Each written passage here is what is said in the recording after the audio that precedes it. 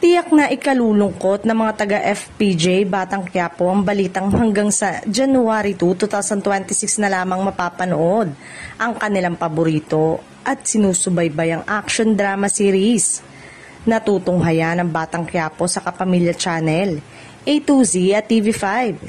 Sa February o March 2026 pa, inaasahang magwawakas ang programang pinagbibidahan ni Coco Martin.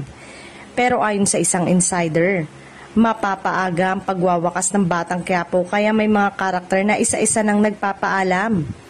Nagsimula ng umere ang Batang Quiapo sa telebisyon noong February 13, 2023. Hindi pa naglalabas ng opisyal na pahayag ang mga kinauukulan tungkol sa napipintong biglaang pagpapaalam sa telebisyon ng serye ni Coco.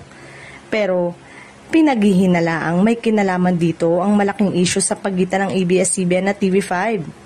Noong December 4, 2025, kinumpirma ng pamunuan ng ABS-CBN na natanggap nila mula sa TV5 ang Notice of Termination para sa kanilang TV Content Supply Agreement dahil sa mga utang na hindi nababayaran.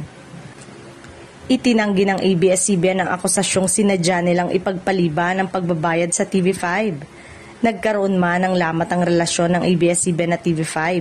May mga espekulasyong magkakaroon ng mga proyekto si Coco sa kumpanya ni Manny V. Pangilinan dahil sa kanilang pagpupulong na naganap noong October 23, 2025. Nangyari ang pag-uusap nila Coco at Pangilinan bago pa ipinadala ng TV5 sa ABS-CBN ang Notice of Termination para sa TV Content Supply Agreement nila.